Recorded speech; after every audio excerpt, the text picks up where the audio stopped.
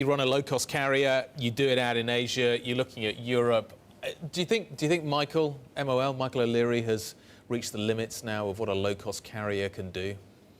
Well, I mean, it's not really for me to talk about Ryanair, I do believe in that model. Smart guy, I do believe in that model. We've used it quite aggressively, and we believe lowest cost wins. But I think there's a balance between, being nice to your customers and also being prepared for expansion. Being nice to your staff as well, presumably. Do you reach a limit where turnaround times and an aggressive kind of cramming down on everything reaches their limits? Well, I mean, I think we have 22,000 staff. I started with 200 staff. Yep. We have no unions. We do 25-minute turns. We have the lowest costs. I think our staff are fairly happy. So I think there's a balance. I mean, you have to be efficient, but I think we're all regulated by the regulators. So I think it can work. But sometimes, I mean, Ryan, this isn't the first airline that's had it. Sometimes you lose a lot of pilots. Sometimes you just are growing too quickly and you get caught. And these are things that are spiral into bigger problems. Just out of curiosity, there's a lot made of this idea that there's a pilot shortage around the world. And the guys upstairs here, the aviation team, we've talked about this. Their sense is there isn't. Do you have any evidence? Do you struggle with gaining pilots? At the moment, no. But pilots are costing us more than they did a few years ago. I think there's always a catch-up in terms of captains don't come off, supermarket shelves. They have to be made. But right now, I think pilot numbers are okay. In Asia, certainly aviation is growing. The Chinese aviation industry is growing, and hence they've been soaking up a lot of pilots. But we're okay at the moment. What's going on with China? Let's talk a little about China. You bring it up. What are your plans there? This is a massive market. Well, I'll talk about India in a moment, but I'm curious about China first. What's going on? I mean, I think obviously China's been a big market for us. It's 19% of our revenue. We go to 21 destinations. It's been very, very successful. We're now looking at starting a domestic carrier there, which will be the first in How's that going? In the world. It's progressing. I don't want to say too much live on Bloomberg. But is it trickier than you anticipated? No, I think it's no trickier from opening in India or Japan, which we're about to open soon. I think we've shown that we know how to start joint venture airlines and grow the market. Let's talk about India for a moment. Regulations have eased up a little bit. Yeah, I'm not seeing the kind of you and I have talked about India a number of times over the years. Are you being a little cautious in India? More cautious? Well, I think over the years we've been talking. We started, we got two very strong airlines in Malaysia and Thailand. We had two problem children in Indonesia and Philippines. I said that we're going to take the long view of this. Both are now becoming very profitable and are both going to be public in the not too distant future. Indonesia first and then Philippines. India, we've just taken our time to not go in like a bull in a china shop. We're up to 14 aircraft. Key for us to get to 20 aircraft, then we can fly international. It's going to be one of the jewels in our crown, I really believe. 1 billion people. But it's a lot slower than yeah, because, I mean, we wanted what the regulatory environment was, and that's finally cleared up now, so we were very clear about the future. So we have a strong ASEAN bunch of countries. We have India. Japan will start in the next few weeks, and then, God willing, we'll have something in China. So you've got to get to 20 aircraft before you can start flying international in India. Correct. They've eased the rules up on that. It used to be 5 years and 20 aircraft. They've eased that 5-year rule. So we believe within the next 8 months, we should be able to get to a 20 aircraft and start looking at international flights.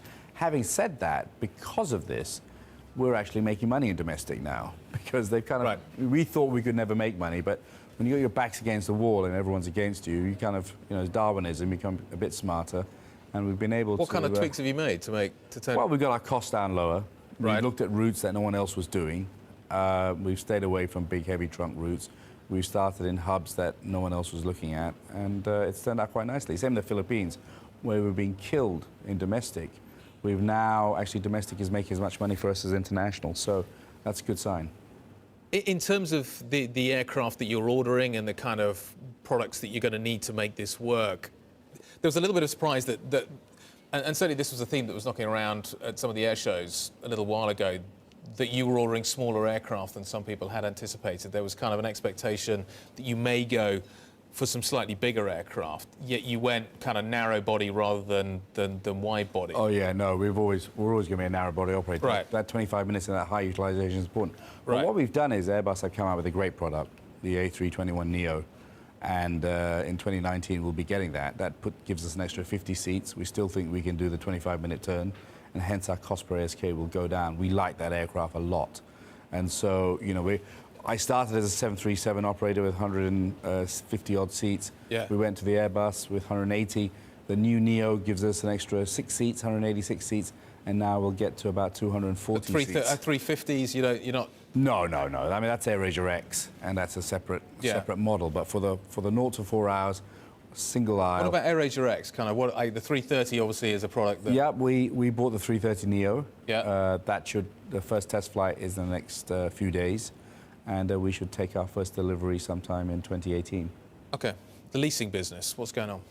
Well, it's moving. It should be not too distant future. We can expect news on the not too distant future? I think so. These things, we got to make sure that AirAsia isn't going to change its cost structure by selling this leasing company. That's taken a lot of time. We also had quite a few offers, so going through to see what's best for the long term. Okay, there has been speculation that maybe the Chinese aren't as interested as maybe, and some of the buyers aren't as interested as maybe they first were. Oh, no. Well, in fact, yesterday we got another buyer. So, but I mean, we have to close the shop now, and we're focusing on the 2 or 3 buyers that we've got, and we'll make an announcement. So it's definitely going to go out the door? Yes. And depending, the arguments have been on kind of the long term and how much stake we keep and how much management we have, and these are all new things that kept cropping up because it's the first time we've ever done something like this, but we're almost there. Timeline? I'd rather not say, otherwise I'll get in trouble with my... This year? Stock. I anticipate that that's feasible. When you take a step back and you look at kind of how far you've come and how far this business can progress, kind of where are we? Oh, I think if you think Ryanair is about 40 odd years down the road, we're 16 years. We're in a much bigger playground than Ryanair, so I think we're 20-30%.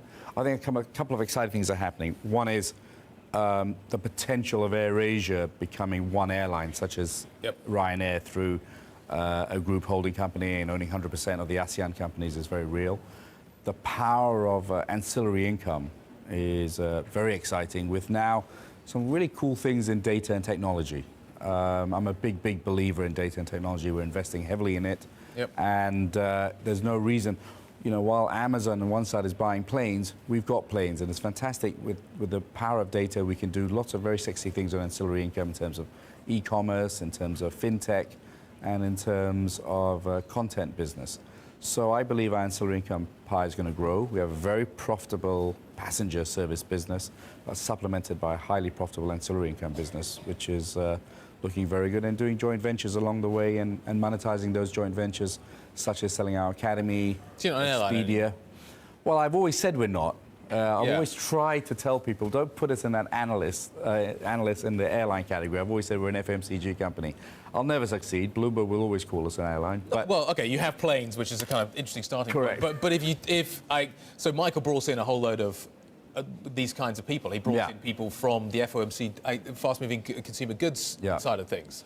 I think what people have forgotten is that airlines have very, very rich data. And that is now playing out in a very exciting and sexy way. So, and in terms of how you position your growth going forward as a result of that, the focus is on moving people from A to B. And you talked to Kenny Jacobs over at Ryanair, and he was, we're still an airline. That is still the fundamental. Never changes.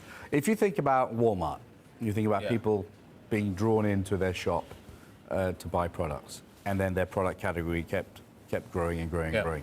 For us, our customers are moving people from A to B, but then we can do lots of things with those customers. And I think data and Wi-Fi and artificial intelligence and machine learning have all enabled us now to start monetizing those passengers. So what do the margins look like out in Asia compared with what you like? What are the margins like in an airline, and what are the margins like in that kind of business? Oh, almost triple. Right. If you look at our airline, we'd make about, if at a net level, 14, 15%, somewhere around there. But then at ancillary income levels, we're looking at 40, 50% margins. So that's, you make a good money from your passengers, but then you can really drive ancillary income hard. And I think I'm very excited by the use of data. So when I think about this is kind of where is the company in 10 years' time? You've talked about the sort of the expansion, the fact that the area of operation, the perimeter in which you're operating is significantly larger. Yeah. If you can consolidate it, if you can bring it in-house, if you can make everything work and you can kind of bring it in-house, how big can this company get? Well, I mean, you know, we've gone from 2 planes to 200 planes in 16 years. But we're only just starting on this journey in India and China, and ASEAN has 700 million people, so 3 billion. We're targeting about 500 aircraft. But do you have an opportunity? It's interesting, earlier on we were talking about Alibaba. The valuations that are applied to tech companies are obviously absolutely massive. And I'm thinking, OK, so you've got a captive audience that you're moving from A to B, and you want to use technology as a result, and that's your kind of consumer pool. Yeah.